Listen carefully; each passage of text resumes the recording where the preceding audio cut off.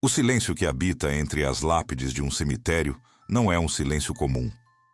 É uma massa densa, quase tangível, que parece pulsar com o peso de memórias esquecidas e suspiros interrompidos. Para muitos, esses campos de repouso eterno são apenas marcos geográficos do fim, mas para quem observa com atenção, a morte é apenas um véu fino e transparente, uma película delicada que separa o que podemos tocar daquilo que só podemos sentir em momentos de profunda e absoluta solidão. É como se a realidade que conhecemos fosse uma tapeçaria gasta, e nos cemitérios os fios estivessem tão desfiados que permitem vislumbrar o que existe do outro lado, em um plano onde a luz não obedece às nossas leis físicas habituais. Caminhar por esses corredores de mármore e granito, durante a calada da noite, é sentir que o tempo parou, mas a vida, em uma forma que ainda não compreendemos, continua a vibrar sob o solo frio, em uma frequência que apenas a alma é capaz de captar. Prepare-se, pois o que vou relatar aqui hoje não são simples contos de ninar para assustar crianças ou lendas urbanas criadas para preencher o vazio das noites de tempestade. São 10 relatos paranormais que desafiam cada fibra da lógica humana e todas as leis da ciência moderna que tentamos usar como escudo contra o desconhecido. Eu sempre me considerei um homem cético, alguém que busca a explicação mecânica, o truque de luz ou a falha psicológica por trás de cada sombra. Mas o que encontrei nestes 10 lugares, espalhados entre o esquecimento e a história, mudou minha percepção para sempre. Estamos prestes a mergulhar em um abismo onde a razão se perde e o impossível se torna a única verdade visível. Estes casos foram selecionados não apenas pelo horror que evocam, mas pela evidência física que deixaram para trás, cicatrizes profundas na realidade que nenhum especialista ou cientista conseguiu apagar ou explicar satisfatoriamente. Nossa primeira jornada nos leva a um antigo cemitério urbano, um lugar onde o tempo parece ter cobrado um preço alto em cada mausoléu. Lá, trabalhava o vigia de vidro, um coveiro veterano cujas mãos calejadas pela terra e pelo cabo da pá nunca tremeram diante da morte, até o dia em que as estátuas começaram a ganhar uma vida impossível. Ele me contou, com os olhos fixos no vazio, como sentia o peso do olhar de mármore dos anjos que guardavam os jazigos nobres. No início, ele convenceu a si mesmo de que era a fadiga crônica ou a luz lunar brincando com sua visão cansada. No entanto, o fenômeno se tornou agressivo e persistente. Uma estátua específica, representando uma virgem em pranto eterno, parecia mudar de posição sutilmente todas as noites. O rosto dela, antes voltado para o céu em oração silenciosa, agora parecia observar cada passo dele, com uma intensidade que o deixava sem ar, como se os olhos sem pupilas da pedra pudessem ler sua própria consciência. O vigia de vidro não era um homem dado a fantasias. Ele começou a notar que a estátua não estava apenas se movendo aleatoriamente, ela estava apontando com uma precisão cirúrgica. Com o tempo, percebeu que a direção do olhar daquela figura de pedra fria convergia para uma sepultura comum e sem identificação, coberta por eras venenosas e décadas de absoluto esquecimento. Movido por uma intuição que ele mesmo não conseguia explicar, o coveiro sentiu que o espírito preso àquela imagem exigia um ato de justiça. Havia uma motivação urgente. Um segredo de família enterrado sob camadas de mentiras e décadas de poeira sufocante. A estátua queria que um crime antigo, uma injustiça que manchava a linhagem dos fundadores daquele lugar, fosse finalmente trazido à luz. Ao investigar, ele encontrou, escondido em um compartimento oco na base do monumento, um diário e um medalhão que provavam que o herdeiro legítimo de uma grande fortuna havia sido assassinado e jogado naquela vala comum por seus próprios irmãos. Quando cheguei para investigar o relato do vigia de vidro, minha intenção era provar que tudo não passava de uma ilusão causada pelo terreno irregular que fazia os monumentos cederem milimetricamente. Mas, ao posicionar câmeras de alta precisão e sensores infravermelhos, fui confrontado com o impossível. No silêncio absoluto da madrugada, as imagens mostravam a estrutura sólida de pedra se contorcendo como se fosse carne viva, sem produzir nenhum som ou tremor. A pedra não deveria se comportar daquela maneira maleável. O frio que subiu pela minha espinha não era apenas meteorológico. Era o reconhecimento de que a matéria física estava se curvando à vontade férrea de algo imaterial. Minhas convicções começaram a ruir como areia entre os dedos, pois as evidências físicas eram agora inegáveis e documentadas. A verdade é que os cemitérios guardam vozes que o mundo moderno prefere ignorar e abafar com o ruído incessante das cidades.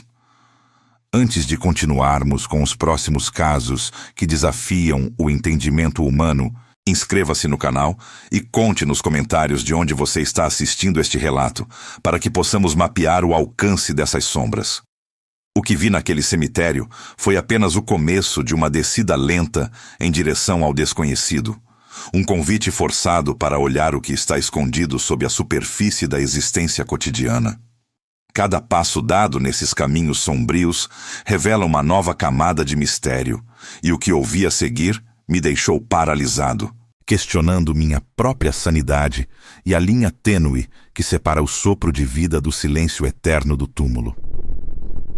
Enquanto eu ainda processava a descoberta do vigia de vidro e tentava encaixar o que via em minhas teorias, o ar ao meu redor pareceu congelar subitamente.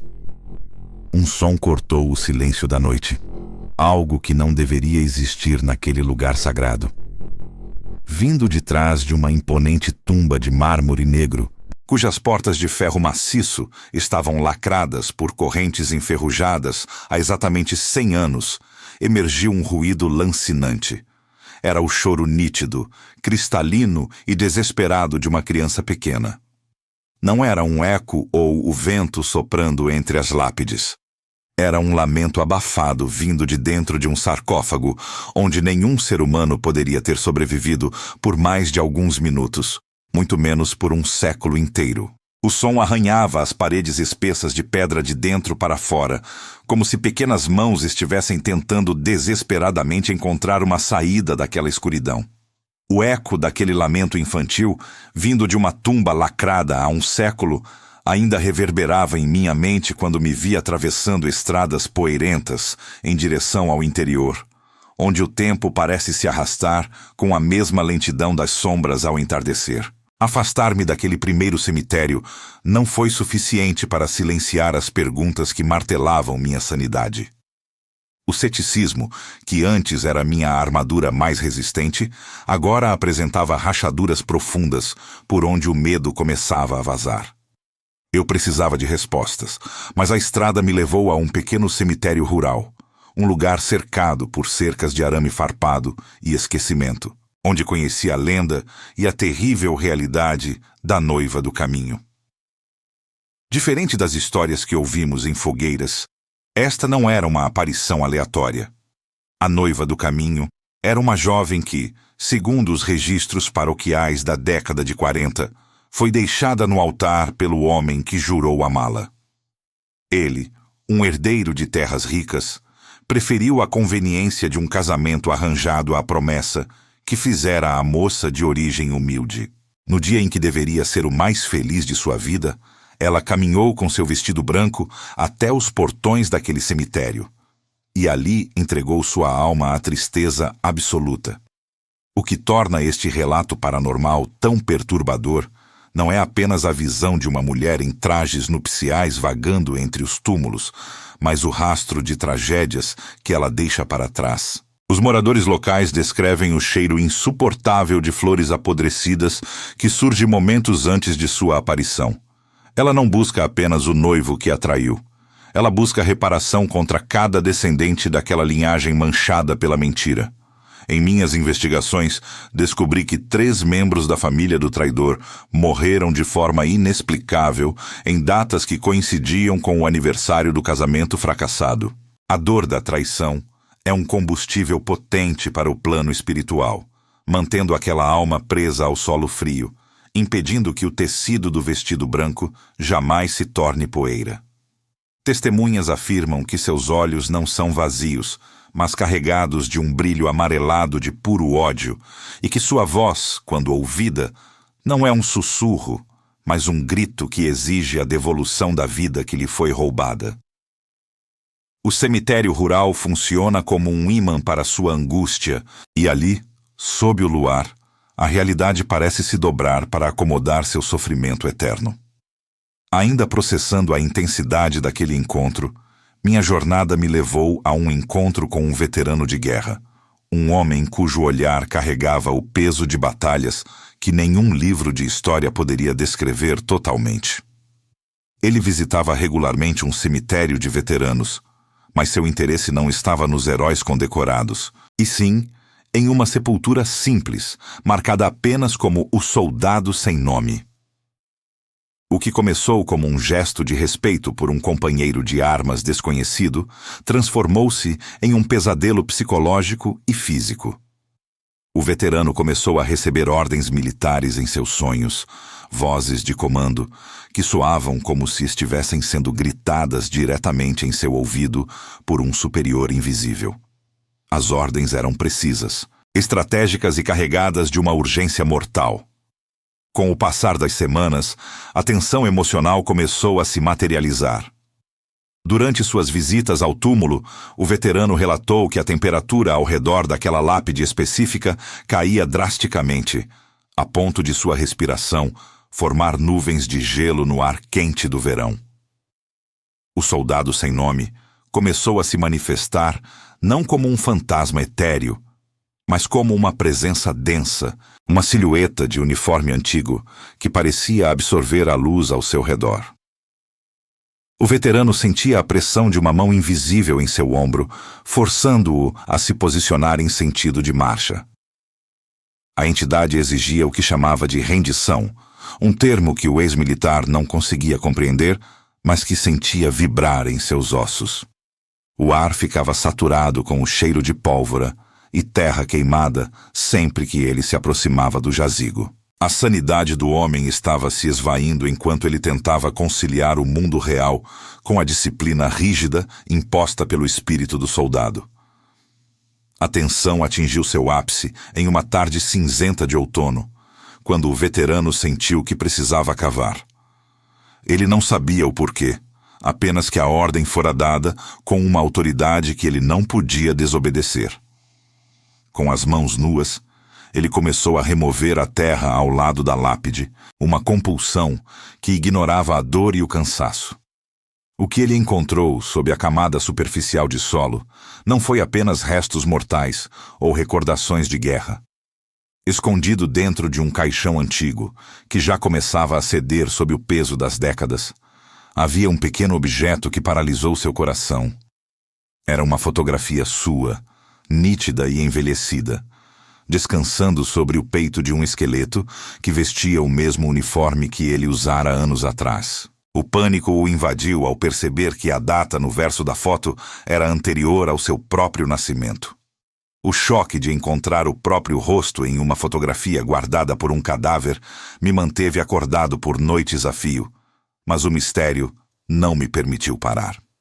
As histórias de cemitérios parecem se entrelaçar como raízes de árvores antigas, buscando nutrientes na dor e nas promessas não cumpridas. Foi nesse estado de inquietude que conheci a história de Lucas e Gabriel, 2 jovens cuja amizade transcendia as barreiras do tempo e, como viriam a descobrir, da própria morte. Desde a infância, eles compartilhavam um vínculo inquebrável, selado por um pacto de sangue feito sob a sombra de um carvalho centenário. Eles juraram que nada, nem mesmo o fim da vida, os separaria. O destino, porém, tem um senso de ironia cruel. Gabriel faleceu em um acidente trágico, deixando Lucas mergulhado em um luto que rapidamente se transformou em algo muito mais sinistro e físico.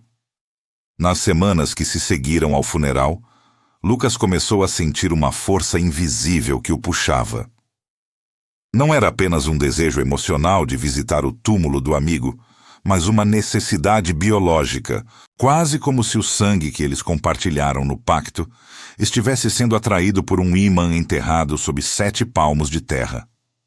Todas as noites, precisamente à meia-noite, ele despertava com os pés sujos de terra e a respiração ofegante, percebendo que havia caminhado em estado de sonambulismo até os portões do cemitério. O conflito central que consumia Lucas era uma batalha entre o amor fraternal que ainda sentia e o medo visceral do desconhecido que o chamava da escuridão. Ele via a silhueta de Gabriel entre as lápides, não como o jovem sorridente que conhecera, mas como uma sombra alongada e exigente, cujo único desejo era arrastá-lo para o outro lado da linha. A lealdade, que antes era uma virtude, tornou-se uma corrente que o sufocava, provando que algumas promessas são perigosas demais para serem feitas por meros mortais. A luta entre sua vontade de viver e a atração gravitacional do túmulo de seu amigo estava drenando sua essência vital, deixando-o como uma casca vazia que apenas aguardava a rendição final ao solo frio e úmido. Enquanto eu tentava compreender a profundidade desse pacto sombrio que desafiava as leis naturais, meus passos me conduziram a um jazigo familiar imponente, uma estrutura de mármore branco que exalava uma autoridade fria e aristocrática. Ali, conheci a trajetória da herdeira, uma mulher chamada Helena, que acabara de assumir o vasto patrimônio de sua linhagem milenar. O que deveria ser um momento de estabilidade financeira e honra aos antepassados, tornou-se um mergulho em um abismo de segredos enterrados. Ao abrir as portas pesadas de bronze do jazigo para uma cerimônia de memória, Helena não encontrou apenas o repouso silencioso de seus antecessores, mas uma atmosfera densamente carregada de ressentimento e opressão. O ar dentro da tumba era pesado, saturado com o cheiro de incenso antigo e algo que remetia a flores secas e cinzas úmidas de séculos passados. Helena logo percebeu que sua herança estava manchada por uma escuridão moral. Documentos escondidos em compartimentos falsos de pedra revelaram que a fortuna da família fora construída sobre uma mentira cruel, uma trapaça que levou outras famílias à ruína e à morte no século passado. O clímax emocional dessa descoberta manifestou-se na figura da matriarca, o espírito de sua bisavó, que se materializou diante dela com uma expressão de desespero e fúria contida. A matriarca não buscava proteção para o segredo, mas sim uma forma de encerrar o ciclo de maldição que a mentira trouxera para a linhagem. Ela exigia um sacrifício de redenção. Helena deveria renunciar a cada centavo e propriedade obtidos através daquela desonestidade. Ou a linhagem seria consumida pelo próprio peso de seus pecados acumulados. O confronto entre a ganância do mundo vivo e a justiça tardia do mundo morto fazia as paredes do jazigo tremerem. Helena estava diante de um dilema impossível, sentindo o olhar gélido da matriarca penetrar sua alma com uma clareza aterrorizante. O silêncio que se seguiu ao ultimato espiritual foi subitamente quebrado por um fenômeno que desafiava qualquer explicação. Enquanto ela chorava sobre o caixão de pedra, sentiu uma respiração gelada em seu pescoço. Um sussurro baixo e nítido ecoou em sua mente, revelando que as mentiras eram ainda mais profundas. A voz disse as palavras que mudariam sua identidade para sempre. Você não é quem pensa que é, e o sangue que corre em suas veias pertence àqueles que nós destruímos. Aquela revelação sussurrada ao ouvido de Helena, a de que o sangue em suas veias não pertencia aos opressores que ela chamava de antepassados, mas sim às vítimas que eles destruíram, Agiu como um veneno silencioso que alterou a própria cor do mármore ao seu redor. No entanto, o cemitério é um organismo vivo de segredos que nunca se satisfaz com uma única história. Enquanto Helena processava o peso de sua nova e terrível identidade, a narrativa me conduziu para os limites mais remotos do terreno sagrado, onde uma pequena construção de pedra, coberta por trepadeiras secas que pareciam garras, abrigava um segredo de natureza mecânica e espiritual. Ali vivia Elias, um homem cujas mãos estavam permanentemente manchadas de óleo e pó de latão, conhecido pelos poucos que se atreviam a visitá-lo como o relojoeiro de almas. A oficina de Elias não cheirava a morte, mas a óleo de baleia e metal antigo. As paredes eram uma tapeçaria caótica de relógios de todos os tamanhos, cujos tic-tacs não seguiam o tempo linear dos relógios comuns. Cada engrenagem, cada balanço e cada ponteiro estavam sintonizados com a pulsação de alguém que ainda caminhava sobre a terra. Elias havia descoberto, através de estudos proibidos e rituais que desafiavam a lógica, que a vida humana poderia ser traduzida em ritmo mecânico. Mas o relojoeiro não era um mero observador. Ele era um usurpador de segundos. Sua motivação era a mais pura e, ao mesmo tempo, a mais sombria das emoções humanas, o amor paternal. Sua filha, Clara, jazia em uma pequena cama no fundo da oficina, sua respiração tão tênue que mal conseguia embaçar um espelho.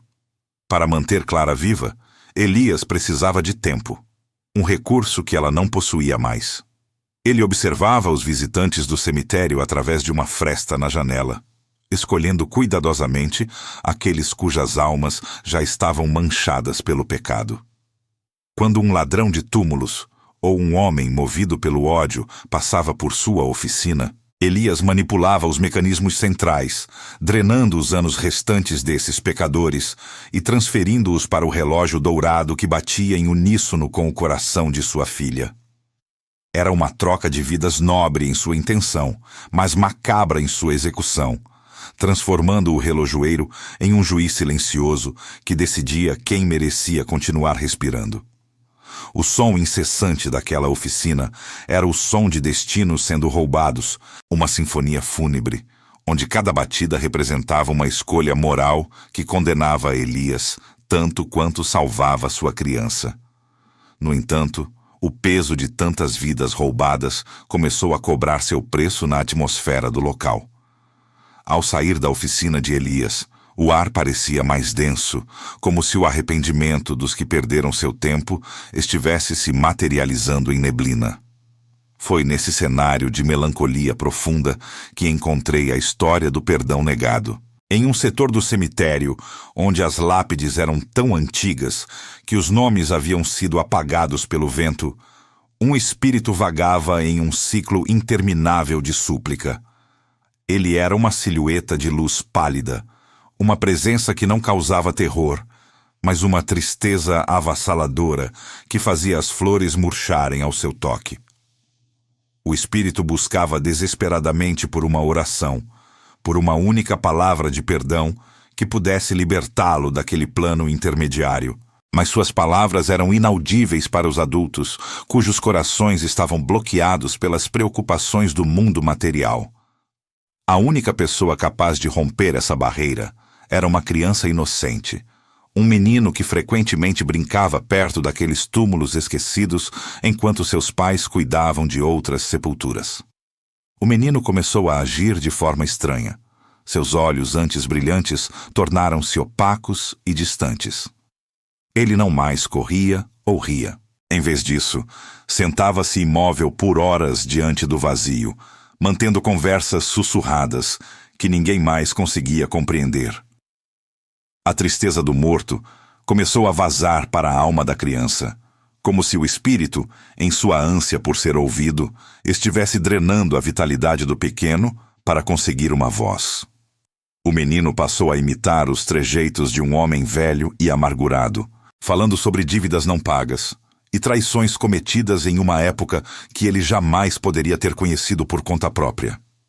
A tensão naquela parte do cemitério tornou-se palpável quando o menino, em um transe profundo, começou a desenhar símbolos no chão com pedras pontiagudas, revelando detalhes de um crime que a história havia tentado apagar.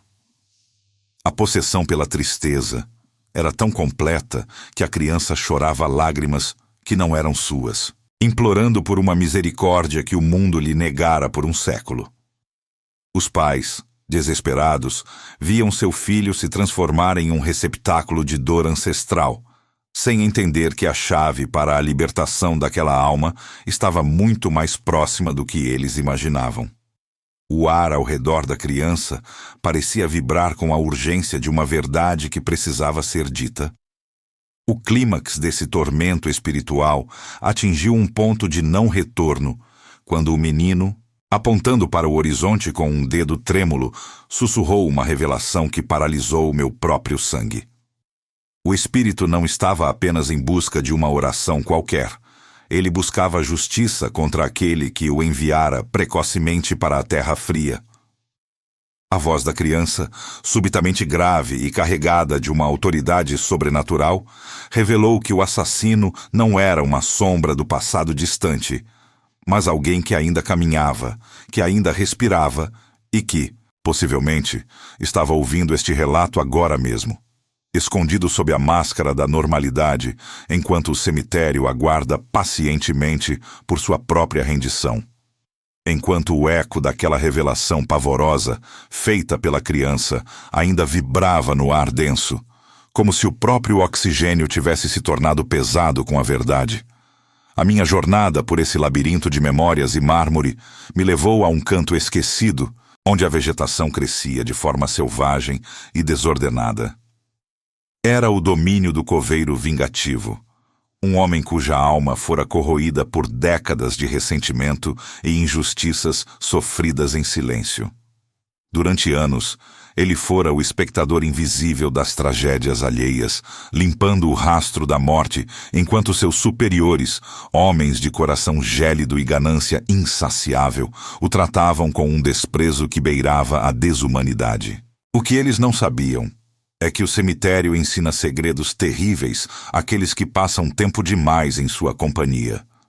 E o coveiro vingativo havia aprendido a conversar com a escuridão para forjar sua própria justiça.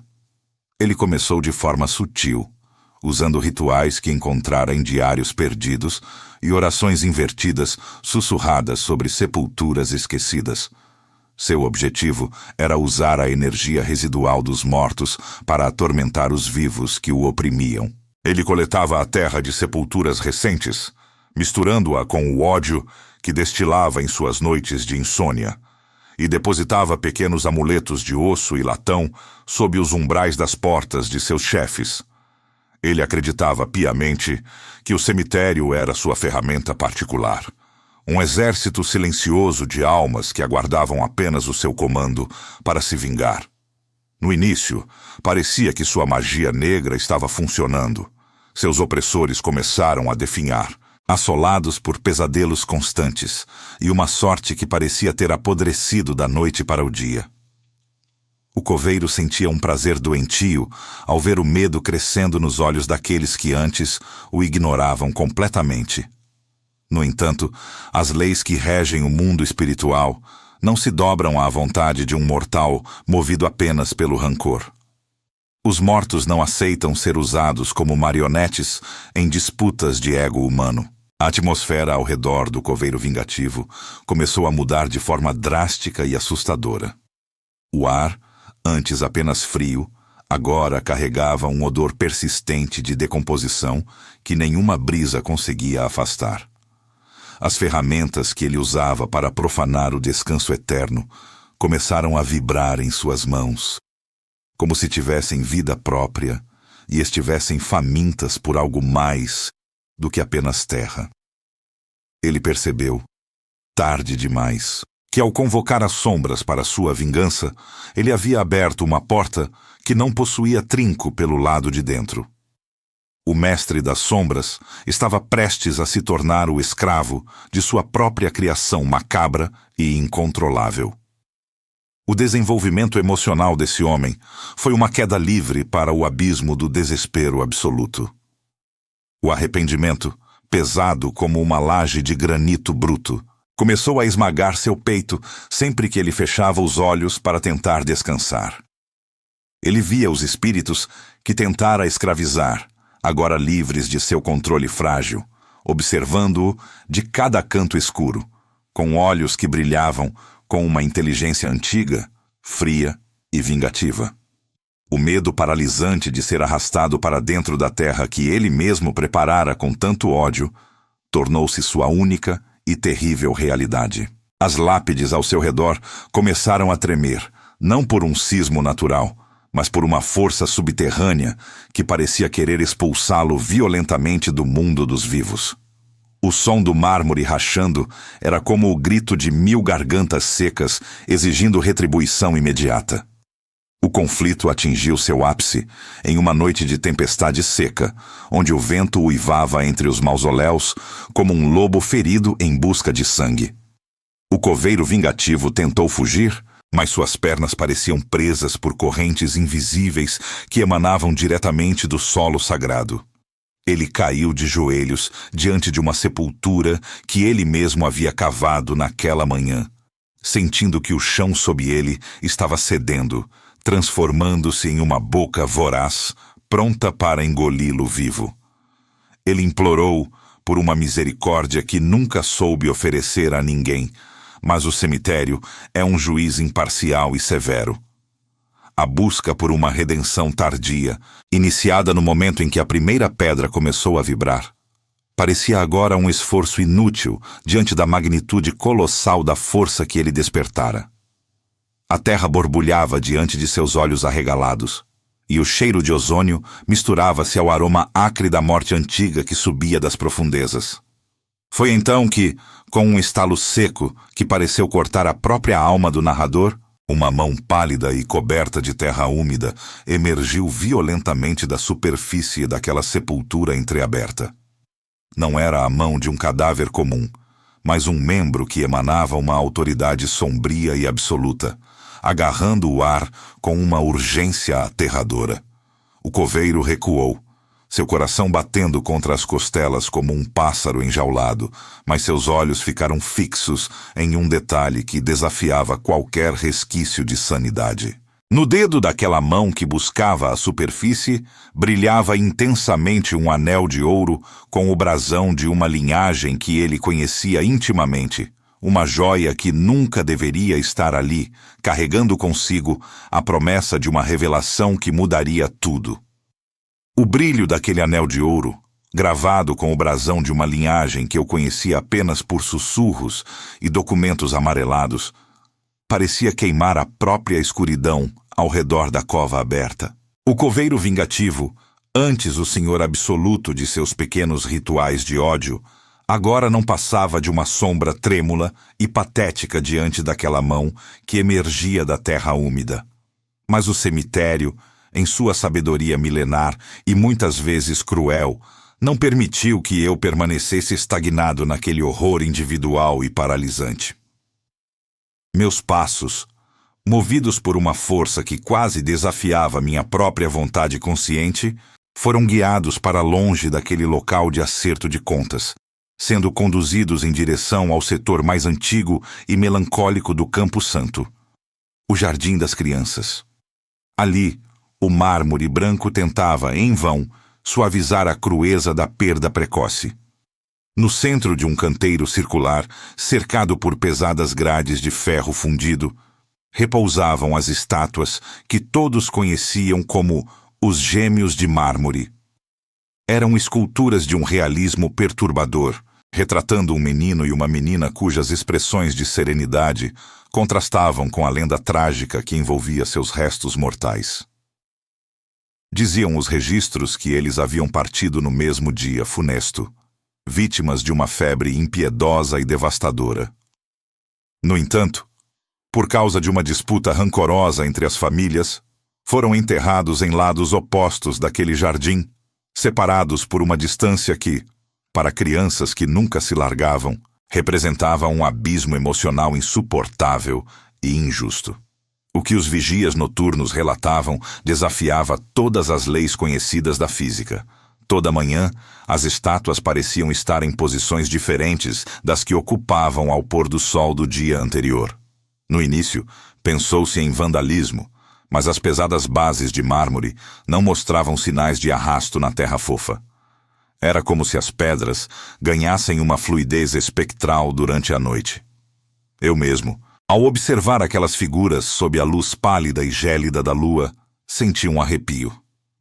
As mãos estendidas das crianças, originalmente apontando para direções opostas, agora se inclinavam milímetro a milímetro, noite após noite, em uma busca desesperada por um contato físico que a morte e o orgulho humano lhes haviam negado.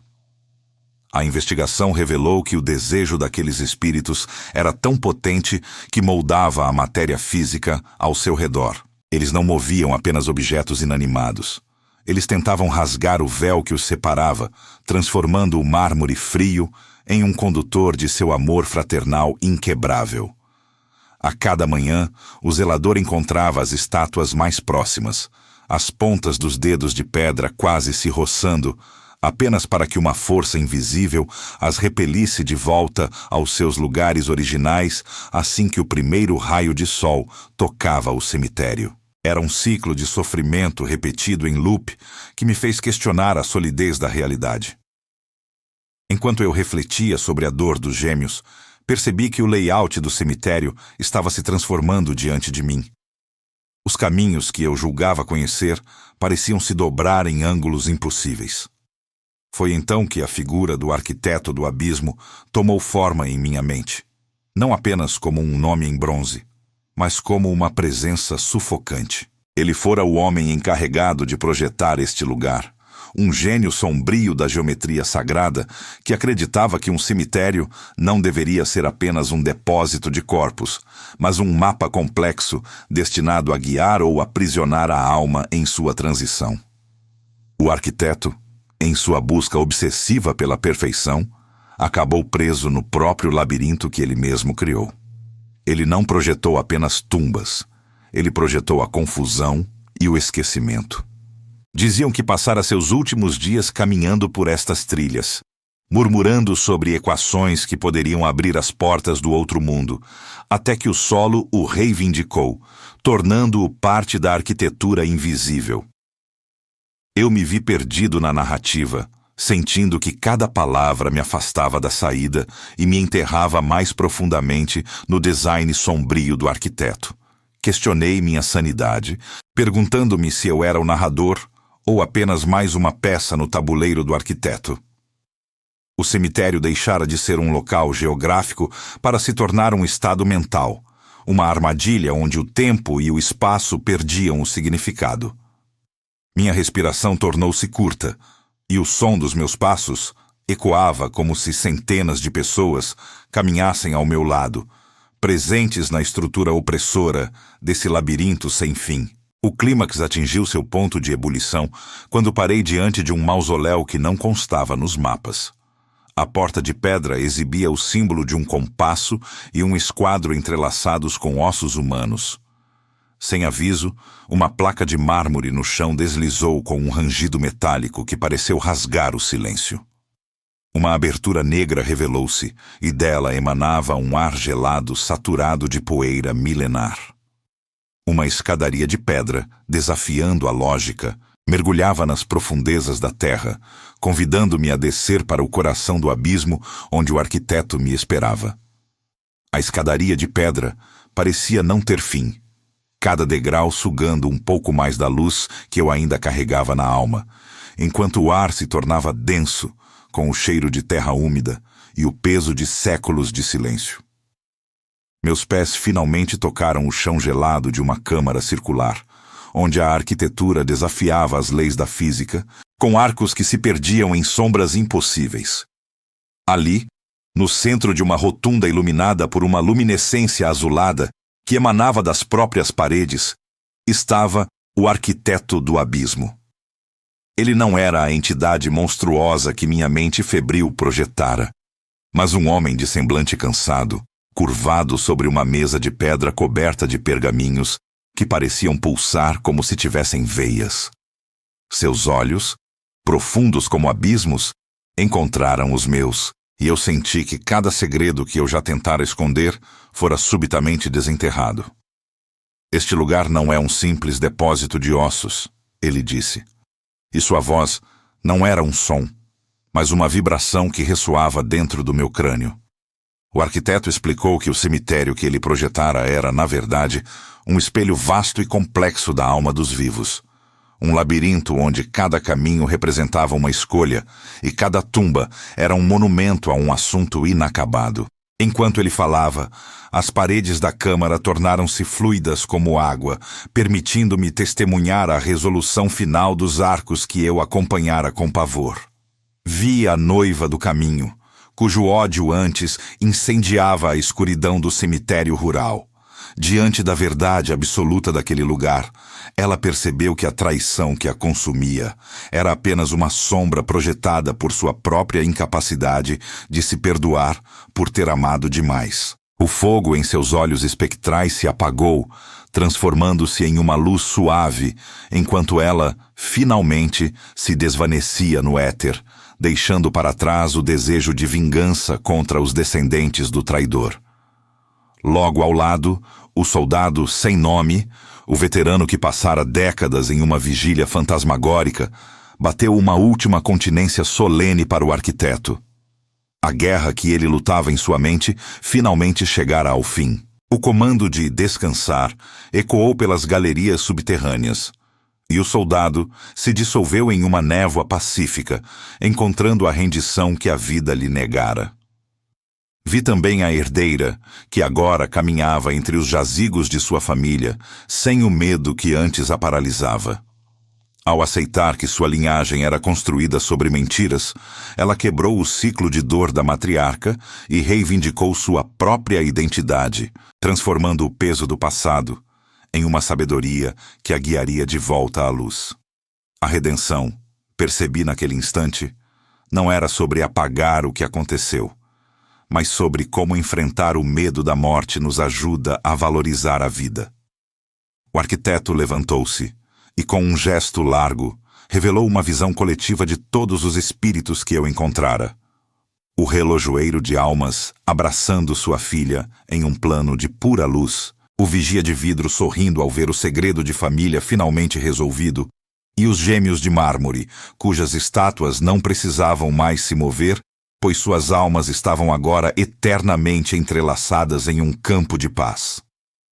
Até o coveiro vingativo, que fora consumido por seus próprios rituais, encontrou a misericórdia nas mãos daqueles que ele tentara ferir, compreendendo que a terra tudo recebe e tudo transforma. O clímax final foi uma explosão de silêncio e luz, uma transmutação da dor em propósito. O arquiteto do abismo sorriu para mim, uma expressão de alívio por finalmente ter seu trabalho compreendido.